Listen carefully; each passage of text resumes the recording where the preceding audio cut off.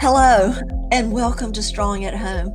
I'm Dr. Brenda Murphy, and I'm an educational psychologist at Sail Away Learning and Academy. And here at Strong at Home, we're having conversations that we hope will inform, encourage, and inspire you to be strong at home during all seasons and in all situations. And because of the COVID pandemic, we have been having a series on COVID survivors, of which I am a COVID survivor. And we want you to hear stories because those of you who have not been affected by this coronavirus, a lot of you have questions about what's going on. So today we are going to continue our conversation with Leona Long. Hello, Leona. Thank you Hi, so much Brenda. for being back with us again. Um, Thank you. on our last conversation, we talked a lot about how you and your family contracted the COVID and talked a lot about your husband. And I wanted to make a point before we had run out of time before because a possible connection to your family contracting COVID was, in addition to being our graduation, was that your husband had been in contact and handled some papers that someone with COVID had handled. And they Hmm. didn't think that would be sufficient. However, that kind of triggered in my mind why I had contracted COVID and you had, and as to our knowledge, out of the 60 maybe people that were there, we made sure that we didn't go over the limit in a very large um, uh, building, in a very large room that sat over 1,000 people, that we would have contracted COVID. And one of our fellow members at that meeting, the speaker actually for our graduation, um, was the first one that we knew that had COVID. And Right. when I had asked her to give me her bio, a little bit of background information, so that I could introduce her properly. And so I handled some papers of hers that had that bio on it. Right. And also, I think that we also had a copy of the speech because it was really excellent. And so I'm wondering, and that's just a question, just a Right. observation. Yeah. Right. I mean, we don't know. I don't know, like with my husband, if that could have been a thing just because I think maybe he was handing the papers to the guy, and I don't know if he handed them back to him or not. And he was just, like I said, they said he needed to be 6 foot contact for more than 10 minutes in order to contract it. That's what they told him. So, So that's a big question mark, like there is with a lot of this stuff. right, But what is not a big question mark is how it affected your family. right. And you told us a little bit about your husband and how he ended up at the hospital a couple of times. Did you go to the hospital, Leona? I did not go to the hospital. I knew I had it because I had all the symptoms. I only had a low grade fever. So now, with that being said, and my fever was never more than 100.4 when I took it. You can walk into any place that does the monitoring at the door with a fever lower than 100.4. So I could have walked into any, like the schools will test children before they walk in. I know this because my kids do play public school sports and they do have to have their temperature checked at the door, even though they're homeschooled. And as long as it's lower than 100.4, they can enter the building. I could have entered any building because my temperature never got higher than that. My husband's was higher. And my symptoms were kind of mild, but my biggest symptom was fear, I think, at this point. Looking back upon that, I was just scared. I didn't know. Well, how did that fear manifest itself? What was it that was so overwhelming and was the worst symptom of the coronavirus for you? How Well, would you describe that? I mean, I just didn't know what was going to happen next. Would I get better? Would I get worse? I didn't want to die. I mean, we had heard so many people were dying. What would happen to my kids? I don't really have a lot of family that would, take on 4 kids, even though 2 of my kids, thankfully, are old enough they could have done it themselves. But, not, I don't know, like I couldn't smell or taste anything. I was excruciatingly tired, like the most tired you could ever imagine. And breathing, I felt like, how when you put on your mask, how you feel like, oh, I'm smothering in this mask. That's how I felt for about 9 days. And I Oh, slept for about those 9 days. Now, I didn't have a sore throat. I did not have a runny nose, no cough, no sick kind of symptoms, like you would think of, because most people would say, oh, it's a flu like. I didn't really have any flu like symptoms that they talk about with this. No upset stomach. I was able to drink water. I couldn't taste anything, so it didn't matter really what I drank. That was weird, not being able to taste anything. true. But I was just like my doctor said, don't call us. There's nothing we can do. The hospital said if you need to come back here, you have to call first. You can't just walk in the door now. And the health department was the biggest help. We were monitored by the state, and they would call and they would spend an hour on the phone with us, just Oh, trying to reassure us that we're doing the right thing, and we just try to stay moving. I feel like that if you lay down, that gives it a grip to get on, to attack your lungs. It's respiratory. So you got to keep moving. You got to get up and move around at all cost. So, and that's what we did. and that was a hard. And how did you work with your children? That's an experience we don't often hear about. Is Right. what was it like for your children? We have a split level home. So we quarantined the kids downstairs. We put up tarps. We had blue plastic tarps where we separated us out from the upstairs. So if they needed to come to the kitchen, they could, but they do have microwaving and they have a refrigerator downstairs. So they were good. My older two, they took charge. My younger two were scared. My son is 13. He would walk up and he would say, Mama, do you feel okay? Mama, are you okay? Mama, Oh, are you okay today? And it's heartbreaking, going back because they were scared. yes. I didn't think they had it. I had no idea they had it until we recovered. We were finally on the upside, and I had to take my oldest daughter who to be tested, and my youngest son to be tested, so they could return to sports and work. And they both tested positive, and we're like, what? And Wow. so the only thing that was wrong with them during our sick time was they had headaches.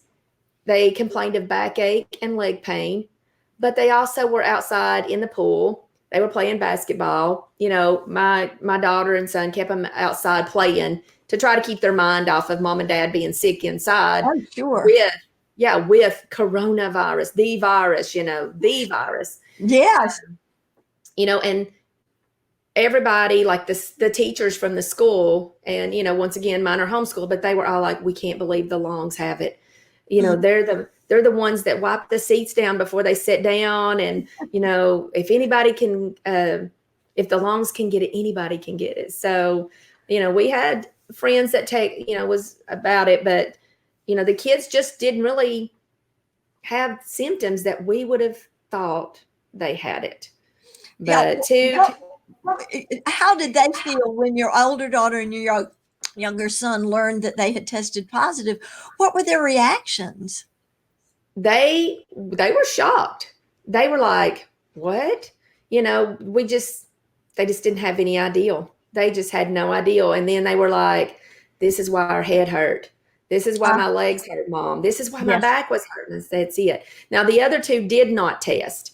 But once again, we were told no need to test the others. They had symptoms, although mild, no sense in bringing them out and exposing anybody else. So we were quarantined for another 10 days after that. So basically from July the 7th till July the 3rd, other than hospital and the health department, we did not leave the house. We stayed home Till and done August our the part. 3rd. August the 3rd?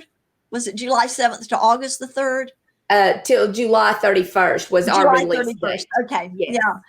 That's a So, long time to be quarantined. yes. And with one of your daughters, you had taken her in, I believe, your younger daughter, and you didn't think maybe she had had symptoms, but she was complaining about what I found an unusual symptom as we had talked earlier about her. What did the pediatrician say about that kind of hiccuping that tended to be a symptom in Right. children. That's right, and I missed that point. My youngest daughter did have hiccups almost the whole time that we were sick. It was just like, Mom, I've got the hiccups. Drink some water, hold your breath. Old time Yeah. remedies. But our pediatrician did say that they had found in younger children that excessive hiccups could be a symptom of COVID. Now, I have not heard anything else about that, but and she's not had the hiccups since, so I don't know. That's pretty amazing. And I really Yeah, wanted you to share that because I had not heard it. right, And we have to accept that since her pediatrician said he'd read it, that was a symptom. right. And now, how are your children doing? And that your children are involved in sports in public schools. You are more engaged with public schools and maybe many homeschool families. Right. What are reports from the families in your sports environment? Right. Well, and I do Experiencing know a lot of kids, and where I worked for the Boys and Girls Club, I still, reach out to these kids a lot. that? I do know that several at the local high schools have tested positive, but for the most part, they're all having mild symptoms. I messaged them. A couple had fevers, but mostly back pain. A couple had flu-like symptoms. But then one of the boys said he had no symptoms at all. He just tested positive. I'm not sure what sent him to get tested that would made him think that, but I think maybe it was potential exposure. Yeah, exposure to Several.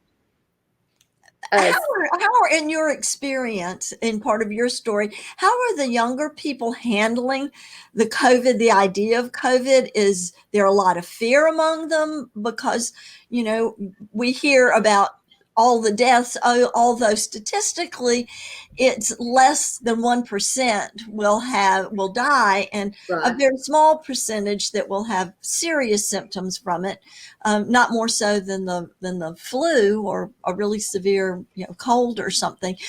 How do you feel like the young people you're talking to feel about the situation? What is 90% of them are not scared. They're not scared. They're like, if I get it, I get it. I'll be okay. I do know a couple of older teenagers, maybe early 20s, 19 or 20, tested positive just recently, did not stay home, did not quarantine. They weren't sick. They were sick for a few hours, had a little bit of a fever, tested positive, couple of days, they were right back to doing what they needed to do. So that's our problem. That's why I yeah. kind of think it's spreading. They think they're better and they go out. And most of them, they don't, I don't want to say they don't care. They just don't think it's them. They don't think it's going to hurt anybody else. Yeah. I don't think they really understand the whole scope of what's going on. They think it's the flu and everybody's going to be fine. Still, our death rate here in our county, is I think maybe 3. I mean, three's too many, of course. Yes, absolutely. And it was all people older, much older people, That had the comorbid underlying. yes, underlying conditions that correct. Yeah. And I do think that is a concern when the people who are positive are involved in households, especially now where they're multi-generations within a household. Exactly. So how have the people in your experience been dealing with that? Right. I messaged out to one boy. He is a senior in high school, and he said he didn't have any symptoms. And I said, are you staying away from your mom and your grandmother? Because I know they both live there. And he said, yes. He said, I'm staying in my room and they're bringing meals to my room. And I said, okay, good. And then one of the other boys, I think he's a sophomore in high school. They have a camper outside their house. He lives with his grandparents and his dad, both grandma, grandpa, and dad. And they actually set him up in the camper outside, so he didn't have contact. And I will say that I was at the store one day last week doing some shopping, and I noticed teenagers had their mask on. What I didn't see is parents with younger kids, that the younger kids weren't wearing a mask. And I'm like, so a lot of the times they'll they'll blame the school because the kids are getting it. But if you're taking your kid to Walmart without a mask, you can't really blame the school. Yeah, there's a potential for that. Yes, that is correct. Yeah. So it's changing. When we had it, there were very few people that had it. It's becoming a little more prevalent. And from what I hear you say, that especially the young people are, I would hope many of them are respecting it, which is taking precautions, which are simple enough. Wear a mask unless there's some reason you can't wear a mask.